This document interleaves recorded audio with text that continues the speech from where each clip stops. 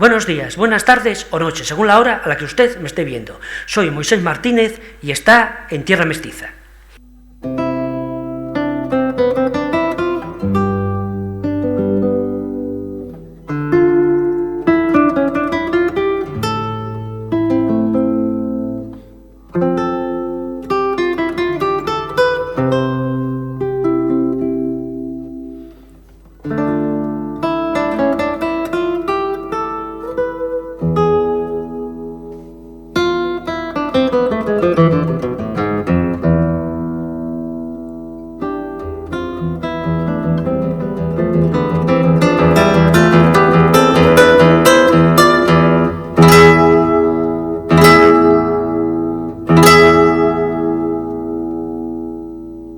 Canal este que intenta divulgar lo hispano en su aspecto histórico, cultural, científico y social.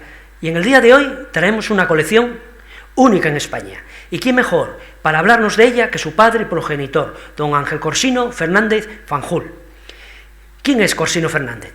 Nacido en Oviedo en 1951, se jubila como inspector jefe de la Policía Nacional, un gran deportista español, varias veces vencedor del Campeonato de España y de la Copa del Rey, en tiro de precisión con pistola, olímpico en Los Ángeles en 1984, y como entrenador participó en los Juegos de Barcelona en 1992. También es campeón del mundo de la policía en la modalidad de tiro con revólver. En la segunda planta del Museo Etnográfico y de Historia de Grado, en la provincia de Asturias, tiene una exposición con más de 600 piezas, que resume toda la historia de las cámaras fotográficas, siendo una de las colecciones más destacadas de España. Bien hallado, Corsino. Muchas gracias, igualmente. ¿Cómo fueron los comienzos? Bueno, los comienzos difíciles como todos. Yo, en realidad, los comienzos de mi mundo en estas actividades fueron ya a los 13 años. Yo a los 13 años comencé a revelar fotografías en casa. Por tanto, llevo más de 60 años dedicado a la fotografía. Luego, al ingresar en la policía, precisamente por mis conocimientos en fotografía, pues estuve destinado varios años en policía científica, que era lo que más se utilizaba en aquellos momentos, era la fotografía y la dactiloscopia, es decir, lo de las huellas dactilares. Me hice especialista también en esta modalidad y por eso estuve varios años en ello. Y la colección en realidad empieza cuando, después de haber ingresado en el cuerpo, me dediqué por casualidad en una competición que hacía falta gente para participar.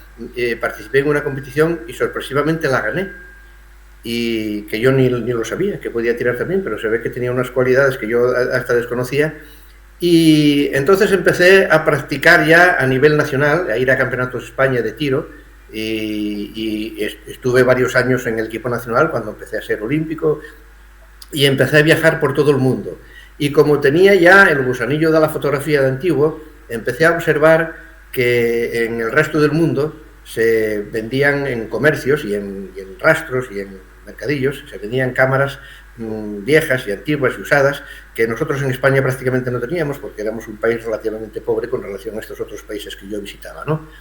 Y claro, al ser tantas veces internacional con tiro, fui más de 60 veces internacional y conozco muchísimos países, conozco más de 40 países diferentes del mundo. Pues entonces fui acumulando esta colección y entonces comencé a hacerme estudioso de la historia de la fotografía.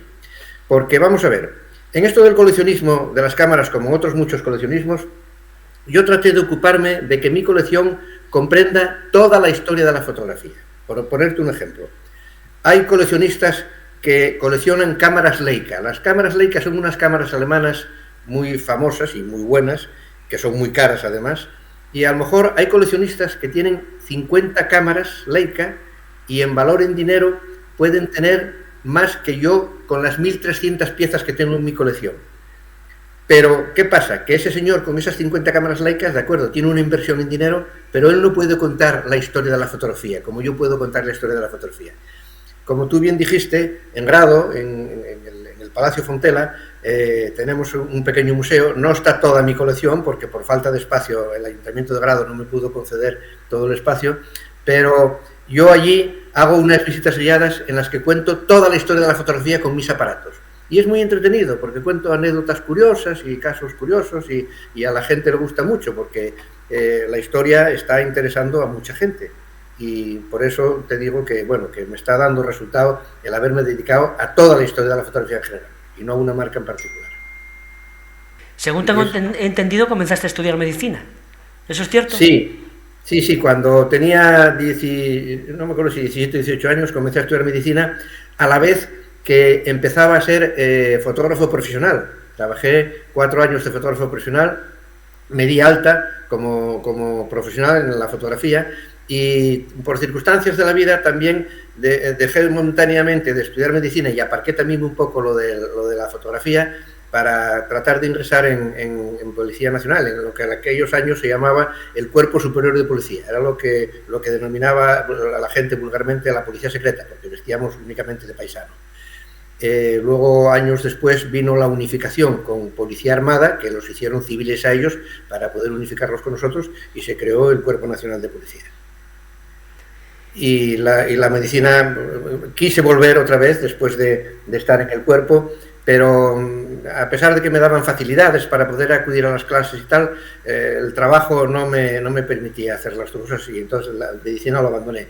Pero el abandonarlo no me costó mucho trabajo y ahora en el tiempo observo que me vino bien porque casi prefiero haberme dedicado a la vida que me dediqué del deporte y de la profesión que no a la medicina en sí. Así que bueno, bien, lo doy por bien empleado. ¿Cuántas colecciones de esta temática puede haber en España? Vamos a ver, coleccionistas hay diversos, ¿no? Nosotros ahora, desde hace unos años, desde hace 4 o 5 años para acá, estamos teniendo unas convenciones a nivel nacional de coleccionistas y solemos presentarnos entre 15 y 25 aproximadamente. Y claro, y colecciones como te decía antes, los hay que a lo mejor tienen solo de una marca, o tienen solo de un tipo, o tienen solo de unas épocas, pero colecciones que abarquen toda la historia de la fotografía, puede haber en España 10, calculo yo, que puedan ser. Sí, hay una de las que hay en España, es una de las 3 más importantes del mundo. Tenemos la suerte, como te decía antes, a pesar de que somos un país que no éramos muy ricos en ese tema, pero sí, tenemos la suerte de tener un coleccionista que está entre los 3 más importantes del mundo. ¿Quién o qué fue la mecha que te prendió el interés por la fotografía? Yo creo que fue que cuando tenía como 13 años así, empecé a salir de monte y de espeleología. Y entonces vi que todo el mundo portaba, cuando se iba a esas actividades, todo el mundo portaba una cámara y en aquellos años, claro, estoy hablando de hace muchísimos años, pues para que saliese más económico se trataba de poder revelarlo y hacer los trabajos en casa y yo creo que me empezó ahí, son los primeros recuerdos que tengo. Yo comencé, como te decía antes, con un laboratorio básico a los 13 años. Y mi laboratorio consistía simplemente en un tanque de revelado, que era una cosa que era muy barata, y para revelar los negativos, y en una prensa de contacto para hacer los positivos. Es decir, yo los positivos no tenía ampliadora para hacerlos, tenía que hacerlos al mismo tamaño del negativo, pero era aquella época en la que se utilizaban cámaras que utilizaban negativos grandes de 6x9, cámaras de aquellas antiguas de fuelle, que utilizaban negativos de 6x9, y por lo menos podíamos hacer las copias en un tamaño 6x9, que ya es un tamaño adecuado, así como para poder llevar en la cartera o poder verlo a simple vista. Y yo creo que ahí fue donde empecé. Sí. ¿Cómo van evolucionando tecnológicamente las cámaras? Las cámaras, yo personalmente opino, que eso es una opinión mía, opino que las cámaras, tal como va la cosa, terminan desapareciendo en favor de incluso de los teléfonos móviles o de otra cosa que sustituya a los móviles y que sea tan pequeño y tan reducido como los móviles, ¿no? Yo personalmente, hace unos años hice un viaje y fui con mi cámara de fotos ya digital y con un zoom, un teleobjetivo, y estoy hablando, por ejemplo, de hace 4 o 5 años nada más, y fue un viaje largo y que hice muchas fotos y llevaba la cámara colgada al cuello y al final del día parecía que me dolía el cuello, y eso que yo físicamente me encuentro muy bien y estoy relativamente fuerte, ¿no? Por el peso que suponía ese teleobjetivo tan grande, ese zoom tan grande y el peso de la propia cámara, ¿no? Entonces, desde aquel viaje prometí que a partir de entonces iba a hacer solo los viajes con el móvil. Ahora hay móviles que ya dan la misma calidad que esas cámaras profesionales en megapíxeles, dan la misma calidad que esas cámaras profesionales. Por tanto, yo creo que las cámaras tienen pocos años de existencia. Es mi opinión, no lo sé. ¿Quién era, qué aprendiste del señor Nito Cachero? Wow, aquí en Asturias era un fenómeno. Además, un gran profesional que me enseñó muchísimas cosas. Yo iba a su estudio y a su laboratorio, allí aprendía muchas cosas, y además encima era un exquisito. Utilizaba una de las cámaras mejores y más caras del mundo, una Linov de 6x7, además en un tamaño de negativo muy grande para poder hacer grandes ampliaciones. De hecho, él trabajó también en una empresa aquí en Oviedo que se dedicaba a hacer ampliaciones de aquellas que se utilizaban, tú eres más joven y a lo mejor no las conociste, en los portales, en los años 50 y 60, para entrar en un portal de una vivienda, de un edificio de pisos, se utilizaban unas ampliaciones en blanco y negro, lógicamente, en aquella época era lo que predominaba el blanco y negro, pues a lo mejor de 2 metros por 2 metros y cosas así. Bueno, pues la mayor parte de esas fotografías y de esas ampliaciones las realizaba él, aparte de que luego hizo otros estudios muy completos y muy buenos. Sí, fue para mí un gran iniciador. Muchas gracias por lo de joven. Bueno, comparado conmigo sí que lo eres, caray. Claro, sí, eso es. Estuviste trabajando para la revista argentina, creo, Gente y Actualidad. ¿Cómo terminaste allí? Sí, bueno, conocí a un periodista que vino de allá y que era familiar de unos familiares míos. Y entonces a través de ellos me lo presentaron y lo conocí. Y entonces me dijo que él estaba haciendo grandes reportajes eran unos años en los que en Argentina se vivía mucho la actualidad de los famosos españoles, y me dijo que necesitaba un fotógrafo que si podría acompañarlo en los viajes, y sí, así empecé a trabajar.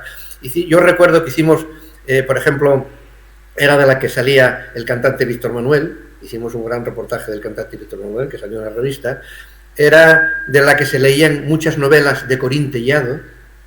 Tú a lo mejor no oíste hablar ni de Corín Tellado, una autora de novelas, es una autora asturiana que era, en aquel momento decían que era la más lida del mundo, de historias de tipo rosa, ¿no? de amoríos y de cosas de esas, y vivía en Gijón, y hicimos un gran reportaje también de Corín Tellado, hicimos de grandes directores y actores de televisión, la memoria con los años se me olvida, unos que fueron muy famosos en televisión, que fueron primero el padre y luego el hijo, unos realizadores de televisión que el padre incluso hacía cosas de misterio.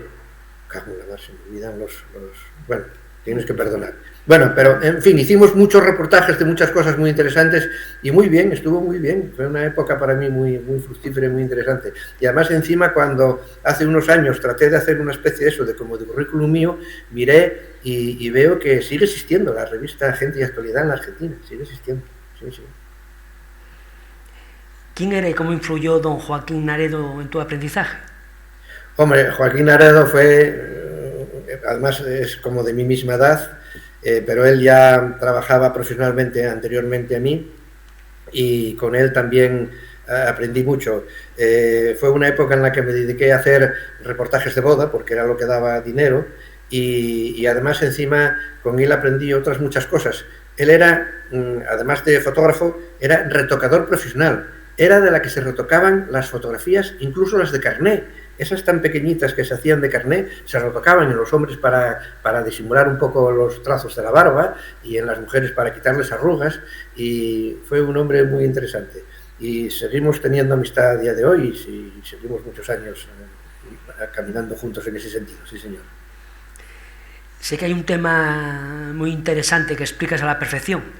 ¿Nos puedes dar luz sobre la diferencia entre la fotografía analógica y la digital?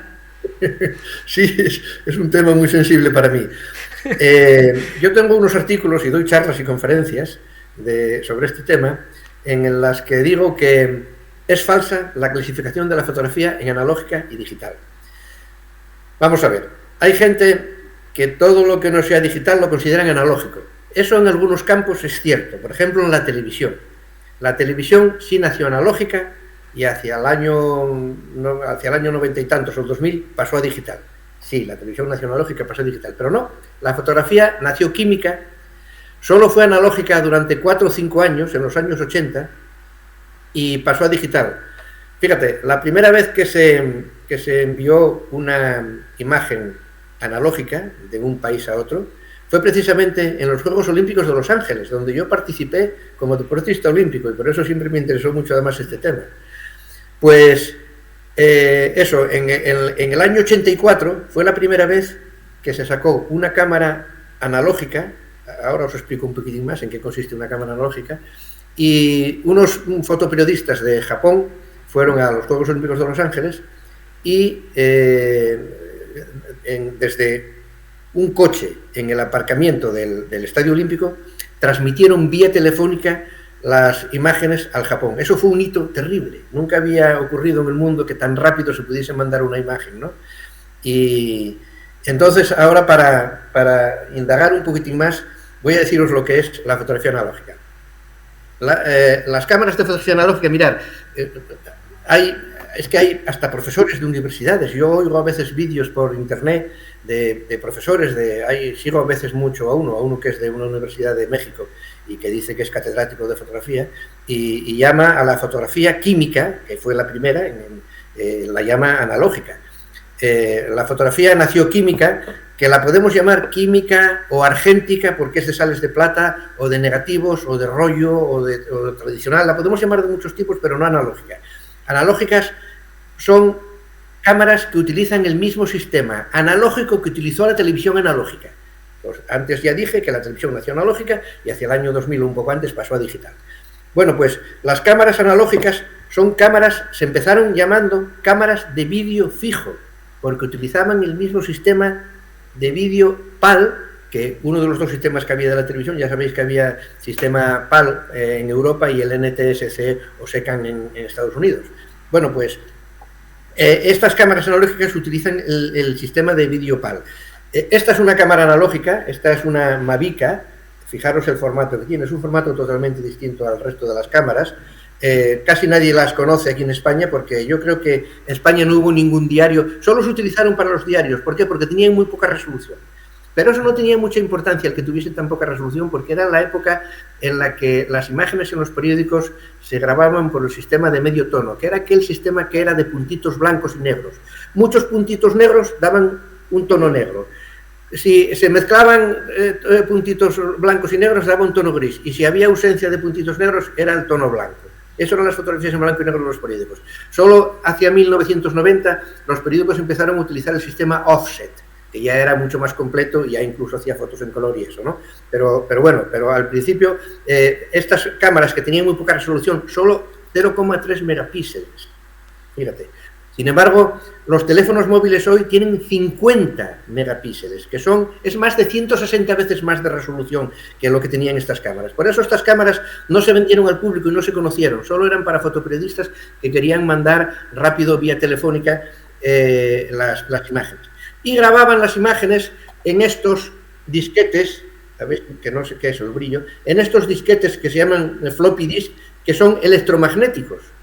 Por tanto, utilizan el mismo sistema electromagnético de las cámaras de televisión. Una cámara de televisión es una cámara electrónica que graba las imágenes electromagnéticamente en cintas de óxido de hierro y cromo. Mira, eran analógicas las cintas aquellas de los vídeos beta y VHS, que tú supongo que los habrás conocido. Sí. ¿Acordáis de aquellos cartuchos grandes de tinta que teníamos en los hogares? Beta y VHS, eso era una cinta electromagnética y era de televisión analógica. Bueno, pues estos disquetes, estos floppy disk, son parecidos, también son de óxido de hierro y cromo, y gracias a este disquete fue en un reproductor similar a un flash, los japoneses pudieron mandar las imágenes vía telefónica desde un coche hasta eso. Para que veas la evolución, claro, ¿qué pasa? Que las primeras cámaras digitales, el problema era que había que pasar las imágenes estas electromagnéticas había que pasarlas, porque ya empezaban los ordenadores digitales, había que pasarlas a digital. Entonces, había que tener un aparato muy grande, que se llamaba frame grabber, que era como un radiocassette de aquellos grandes que había, para convertir las imágenes de analógico a digital. Pero la electrónica, que hace milagros, fue reduciéndolo y consiguió reducir ese radiocassette grande, ese frame grabber, a una especie de tarjeta, como si fuese un circuito impreso, como si fuese una tarjeta de crédito, pero un poquitín más gruesa. Hasta el punto de que, fíjate, esta es la primera cámara comercial de Kodak, que si te fijas, es muy similar en el formato y en el diseño, es muy similar a la que os acabo de enseñar, analógica. Y esta es la primera cámara digital de Kodak, pero un poco mayor. ¿Por qué? Porque tenía que albergar ese conversor de analógico a digital, que era como eso. Pero la electrónica, que sigue inventando muchísimo, consiguió reducir ese CAD, el conversor de analógico a digital, a un chip pequeñito, que se le pudo añadir a las cámaras ya normales, de fotos normales, digitales normales, y a los teléfonos móviles. Por tanto, una cámara digital no es ni más ni menos que una cámara analógica a la que se le añadió un CAD, primero más grande y luego un chip más pequeñito. Ese es un poco el resumen de lo que te quería explicar de lo analógico y de lo digital. No obstante, si alguien quiere informarse de más de esto, tengo un artículo muy importante y más fundamentado que todo esto que os dije, que lo tengo en mi página web. Yo tengo una página web que, si ponéis en Google colección cámaras Corsino, aparece en mi página web. Y ahí, en la página de inicio, aparece la frase esa de que es falsa la clasificación de analógico y digital, y hay el artículo este que es más extenso. Y el que quiera informarse se puede interesar más ahí. Lo vamos a poner en la descripción de lo que sería el vídeo. Vamos a poner allí el enlace a vuestra página web. Muy bien. Gracias. Pues ya os digo, poniendo en Google colección cámaras Corsino, os aparece. Eso es. ¿Quieres añadir algo? En principio no. No obstante, si queréis hacer alguna otra charla en cualquier otro momento, tengo temas de sobra para poder hablaros. Pero bueno, vale. Yo creo que con esto, que ya os metí lío bastante con esto, para que podáis investigar y ver más cosas. De las cámaras oscuras que tengo ahí en RAW, os traigo fotos de ellas, porque claro, eso es muy importante. Yo baso la invención de la fotografía, y digo por qué se llega a inventar la fotografía, allí en grado lo explico, digo que hay tres puntos importantísimos, que son: el primero, el afán de los humanos en dejar imágenes para la posteridad. Fíjate que hace 40.000 años, en el Paleolítico, ya pintaban y grababan en las cuevas imágenes, siendo esta la primera manifestación de los humanos de una cosa que no era imprescindible para su vida y para su existencia. Es decir, todo lo demás que hacían los humanos hace 40.000 años era vital para su vida. Es decir, si no lo hacían, se morían y no podían subsistir, ¿no? Como era la alimentación, o el fuego, o el buscarse abrigo, o el tener armas, o tener tal. Lo primero que era superfluo para su existencia fue las pinturas rupestres. Qué cosa más curiosa. Lo cual demuestra el afán de los humanos de dejar constancia de imágenes, ¿no?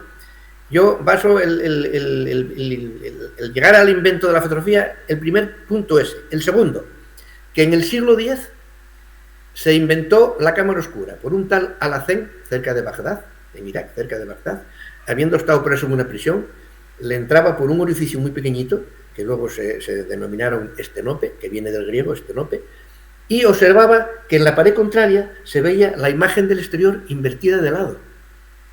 Entonces, cuando salió de prisión, construyó una caja grande de madera con un orificio muy pequeñito, con un estenope, y vio que efectivamente se seguía reproduciendo ese aspecto. Y entonces empezó a utilizarse eso para hacer bocetos para cuadros y estudio de la perspectiva. Y durante muchos siglos se empleó ese sistema. Claro, a partir del siglo XV, siglo XVI, tenía que haberos explicado que los estenopes, cuando el orificio es muy pequeñito, se comporta como una lente convergente, y por eso se representa en la pared contraria a la imagen invertida, que es una característica de todos los objetivos. Mirad, todos los objetivos de todas las cámaras invierten la imagen, tanto de lado, derecha, izquierda, como de arriba abajo. Lo que pasa que, bueno, luego al positivarlo lo ponemos al derecho, ¿no? Las dos cosas. Bien. Os decía que si el orificio es muy pequeñito, actúa como una lente convergente, pero si el orificio es muy grande, entra luz, ya no se forma imagen, entra luz. Por eso es muy interesante. Muchos habrán oído hablar de las cámaras estenopeicas que muchos niños en los colegios hacen pues con una simple caja de zapatos o con una tal. Se puede hacer un orificio muy pequeñito en un lado, en otro lado ponen un papel fotográfico, lo exponen y se ve y se puede revelar a la luz, las cámaras estenopeicas que se llaman.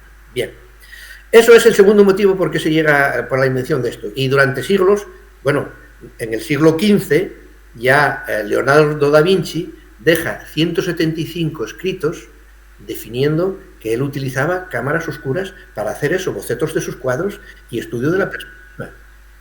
Bueno, y el tercer motivo que yo digo que con el que se llega es la revolución industrial.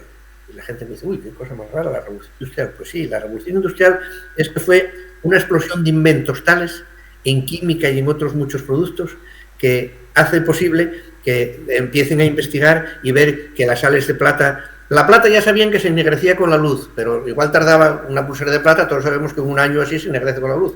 Pero si se utilizan sales de plata, ioduros o haluros o otros procedimientos, empieza a ennegrecerse en solo unos segundos, ¿no? Y no digamos ya con otros productos químicos como los rollos del negativos que lo hacían en milésimas de segundo. Ya visteis que una exposición con una cámara reflex era milésima de segundo. Bueno, pues gracias a eso, a la revolución industrial, se llega por fin al invento de la fotografía al principio del siglo XIX. Pero fíjate, desde el siglo X, que se inventó la cámara oscura, hasta el siglo XIX, la cámara oscura se utilizó para eso, para cuadros y tal. Y en el museo de Grao, yo tengo dos cámaras oscuras, una como la que usaban los pintores y otra una portátil que se sacaba a la calle, en la que se ve allí perfectamente, si entráis en mi página web se puede ver, en la que se ve perfectamente la imagen del exterior invertida. Bueno, pues por eso, si quieres, en otro momento hablamos de todo esto, que yo tengo tema para explicaros de todo, como puede ser. Una lección magistral, Corsino. Bueno, muchas gracias, hombre, muchas gracias. Muchas gracias a ti. Ya sabes que tienes aquí a tu casa para ilustrarnos con aquello que desees. Muchas gracias. Y a todos ustedes, enormemente agradecido por estar ahí y prestarnos un poco de su atención, de su valioso tiempo. Nos vemos en el próximo vídeo, un fuerte abrazo y hasta la siguiente. Muy bien, gracias y un fuerte abrazo para todos vosotros también.